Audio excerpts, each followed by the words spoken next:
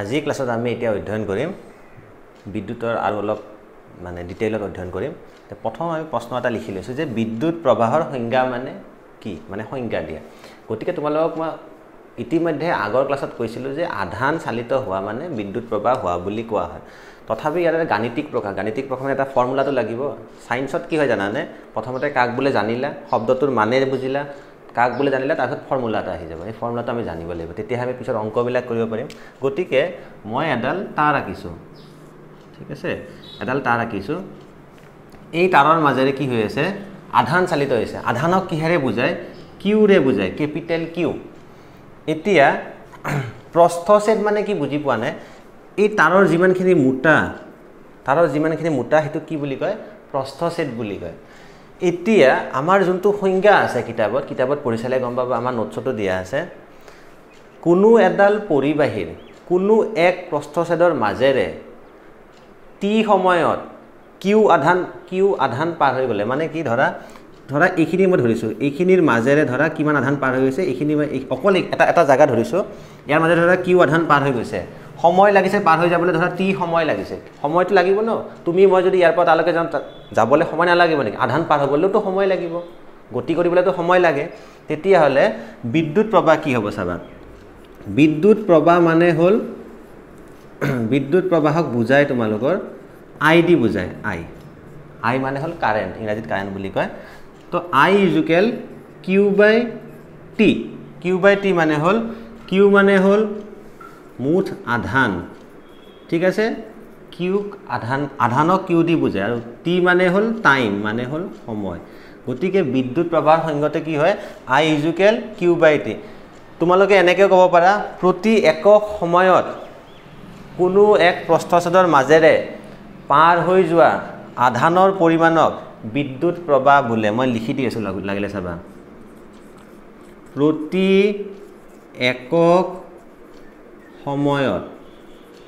একক সময়ত কি লিখিছো জানানে ডিভাইডেড বাই টাইম আছে পাৰ সেকেন্ড বা পাৰ ইউনিট টাইম প্ৰতি একক সময়ত কোনো পৰিবাহীৰ বা কোনো এডাল পৰিবাহী লিখিব পাৰা কোনো এডাল পৰিবাহীৰ প্ৰস্থছেদৰ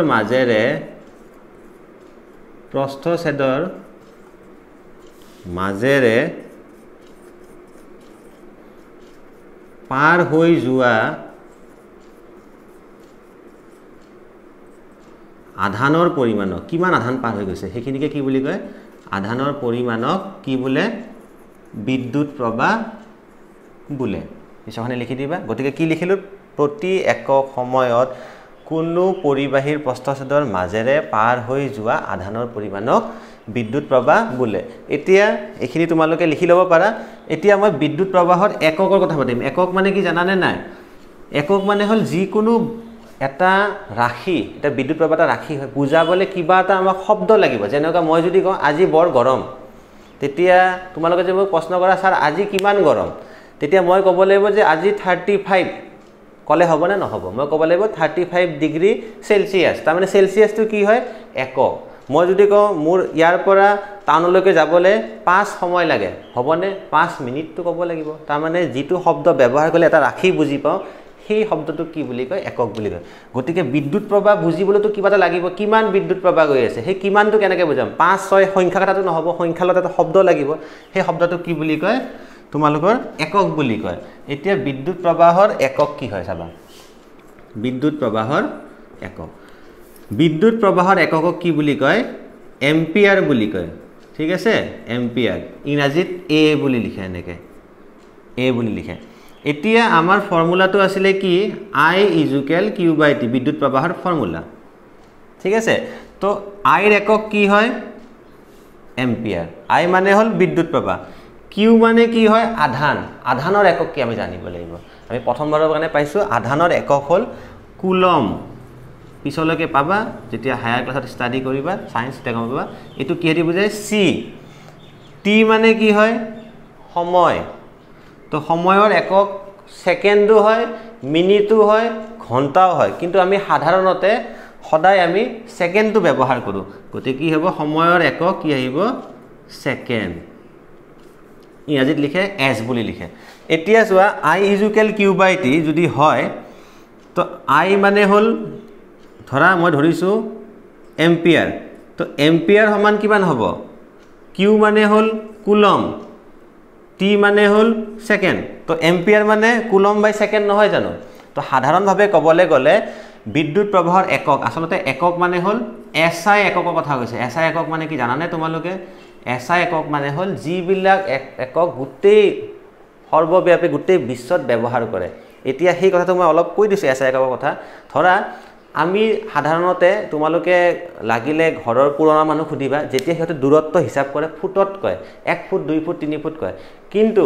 যদি তোমালোকক যদি মই খুধু দূৰত্বৰ এসআই একক কি তেতিয়া তোমালোকে ফুট ক'ব না তোমালোকে ক'ব লাগিব মিটাৰ কাৰণ তো মিটাৰটো হ'ল গোটেই অল ওভাৰ ওয়াৰ্ল্ডত গোটেই বিশ্বতে এটা একক ব্যৱহাৰ কৰে মিটাৰ ফুটটো ভুল নহয় কিন্তু ফুটত ক'লে বহুত মানুহে বুজি নাপাব পাৰে তেনেকে কি হয় টাইমৰ এককো সেকেন্ড বুলি নহয় ঘণ্টাও হয় মিনিটো হয় কিন্তু সেকেন্ড বুলি গোটেই জায়গাত ব্যৱহাৰ কৰে তো এসআই একক মানে হ'ল যিটো একক এটা ৰাখি যিটো একক গোটেই জায়গাত ব্যৱহাৰ হয় তাকে এসআই একক বুলি কয় এতিয়া এম্পিয়াৰ বিদ্যুৎ প্ৰবাহৰ এসআই একক হ'ল এম্পিয়াৰ এম্পিয়াৰ মানে কি হয় আমি ফৰ্মুলাটোৰ পৰাই গম পাইছো চা কিউ বাই টি কিউ মানে হ'ল কুলম টি মানে হ'ল সেকেন্ড তো এম্পিয়াৰ ইকুৱেল কুলম বাই সেকেন্ড নেক্সট প্ৰশ্ন তোমাৰ লগত তেতিয়াহ'লে এনেকৈ আহে কেতিয়াবা এইটো প্ৰশ্ন বিৰাট ইম্পৰ্টেণ্ট দে মই কৈ দি আছোঁ যে এনেকুৱা এটা প্ৰশ্ন দিয়ে যে 1 এম্পিয়াৰ বুলিলে কি বুজা এটা প্ৰশ্ন আহে ঠিক আছে 1 এম্পিয়াৰ মানে ডাইৰেক্ট লিখিছোঁ 1a বুলি লিখিছোঁ মানে কি বা বুলিলে কি বুজা প্ৰশ্ন আহে তোমালোকে এইটো প্ৰশ্নৰ উত্তৰ পঢ়িবই নালাগে এনে নিজে পাৰিবা চোৱা তোমালোকে কি জানা I equal Q by T এতিয়া আইৰ মান কিমান দিয়া আছে 1 এম্পিয়াৰ মানে কি বিদ্যুৎ প্ৰবাহৰ মান দিয়া আছে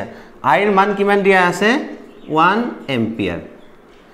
যদি আইৰ মান 1 এম্পিয়াৰ পাব লাগে তেতিয়াহ'লে এইটোৰ মানো 1 হ'ব লাগিব এইটোৰ মানো 1 হ'ব লাগিব 1 বাই 1 মানে কিমান হ'ব 1 হ'ব তো আমি ইয়াতে কি লিখিম কিউৰ জায়গাত 1 কুলম বাই 1 সেকেন্ড চোৱা 1 কাটাকাটি গ'লে কি হ'ব 1 এম্পিয়াৰ নহ'ব কুলম বাই সেকেন্ড মানে এম্পিয়াৰ নহয় জানো অলৰেডি আমি পঢ়িছোঁ কুলম বাই সেকেন্ড মানে হ'ল এম্পিয়াৰ আৰু 1 ডিভাইডেড বাই 1 মানে হ'ল 1 তেতিয়াহ'লে আমি 1 এম্পিয়াৰ হ'লে এইখিনি বস্তু লিখিলে হ'ল এইখিনি হ'ল মই গাণিতিকভাৱে দেখাইছোঁ অংক কৰি দেখাইছোঁ লিখিবা কেনেকৈ যেতিয়া সংজ্ঞাটো লিখিবা কেনেকৈ লিখিবা চাবা যদি এডাল পৰিবাহীৰ মাজেৰে 1 সেকেন্ডত কোনো প্ৰস্থচ্ছেদৰ মাজেৰে 1 কুলম আধান পাৰ হৈ যায় আধান চালিত হয়নে নাই আৰু এবাৰ কৈ দিছোঁ যে কোনো এডাল পৰিবাহীৰ প্ৰস্থচ্ছেদৰ মাজেৰে যদি 1 সেকেন্ডত 1 কুলম আধান পাৰ হৈ যায় তেন্তে পৰিবাহীডালৰ থকা বা পৰিবাহীডালত চালিত হোৱা বিদ্যুৎ প্ৰবাহৰ মান হ'ল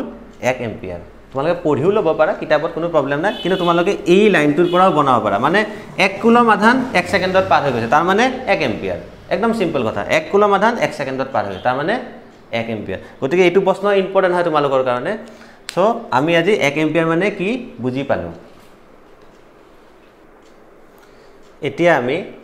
বিদ্যুতৰ যোনটো ফৰ্মুলাটো আছিল I equal Q by T সেইটো গম পালোঁ এতিয়া আমি তোমালোকৰ পেজ নাম্বাৰ 200ত এটা এক্সাম্পল দিয়া আছে 12.1 এইটো আমি কৰিবলৈ চেষ্টা কৰিম কি দিয়া আছে চোৱা এটা বৈদ্যুতিক বাল্বৰ তাৰডালে 10 মিনিটত 0.5 এম্পিয়াৰ প্ৰবাহ লয় আধানৰ পৰিমাণ উলিওৱা এটা প্ৰশ্নটো চোৱা কি দিয়া আছে বিলাক আমি লিখিব লাগিব ফাৰ্ষ্টতে দিয়া আছে এখিনি লিখিলেও কিন্তু পৰীক্ষাত নম্বৰ পাবা দেই গতিকে দিয়া আছে এনে লিখিবা প্ৰথমতে কি দিয়া আছে চোৱা 10 মিনিট তোমালোকে যদি কোনটো কি দিয়া আছে ধৰিব নোৱাৰা একক বিলাক চাবা মিনিটটো কাৰ একক সময়ৰ একক গতিকে দিয়া আছে সময় কিমান দিয়া আছে 10 মিনিট ঠিক আছে 10 মিনিট তোমালোকক মই ইতিমধ্যে কৰিছিলোঁ যে মিনিট বা ঘণ্টা থাকিলেও আমি সদায় কি কৰোঁ সেকেন্ডতে কাম কৰোঁ গতিকে 10 মিনিটটো সেকেন্ডত গ'লে কি কৰিব লাগিব 1 মিনিট সমান 60 সেকেন্ড তাৰ মানে মিনিটটো যদি তোমালোকে সেকেন্ডত নিব লাগে যিমান মিনিট থাকে তাৰ লগত 60 পূৰণ কৰি দিবা 60 মাল্টিপ্লাই কৰি দিবা 60 মাল্টিপ্লাই কিমান হ'ল 10 * 60 কিমান হ'ব 600 সেকেন্ড মই ইংৰাজীতে লিখিছোঁ দিয়া সেকেন্ড আৰু কি দিয়া আছে 0.5 এম্পিয়াৰ প্ৰবাহ লয় এম্পিয়াৰ মানে কি দিয়া আছে বিদ্যুৎ প্ৰবাহৰ মান দিয়া আছে কি দিয়া আছে বিদ্যুৎ প্ৰবাহৰ মান কিমান দিয়া আছে বিদ্যুৎ প্ৰবাহ কিহেদি বুজাইছিলে I দি বুজায় কিমান দিয়া আছে 0.5 এম্পিয়াৰ ঠিক আছে আমি সময় মানে সময় কিহেদি বুজায় টি দি বুজায় লিখি দিছোঁ টি কিমান দিয়া আছে 600 সেকেন্ড I কিমান দিয়া আছে 0.5 এম্পিয়াৰ ওলাব কি দিছে আমাক আধানৰ পৰিমাণ আধান মানে হ'ল কিউ কিমান ওলাব দিছে এইখিনিত লিখি দি আছো দে মই চাবা ফৰ্মুলাটো কি আছিল লিখিবা তোমালোকে আমি জানো যে বুলি লিখি লবা পৰীক্ষাত I = Q/T ওলাব দিছে কিউ যোনটো ওলাব দিছে এটো এক সাইডত লৈ আহিম কেনেকৈ আনিম চোৱা টি টো তলত আছে ইয়াৰ লগত কি হ'ব পূৰণ হ'ব তো কি হ'ব Q = I * T হল এতিয়া I ৰ মান কিমান দিয়া আছে 0.5 এম্পিয়াৰটো নিলিখো দিয়া হা এককটো নিলিখিলে কথা নাই লিখিবও পাৰা লিখিলে 0.5 এম্পিয়াৰ ইনটু টাইম কিমান পাইছো আমি 600 সেকেন্ড মন কৰিবা ঘন্টা বা মিনিটত দিয়া থাকিলে সদায়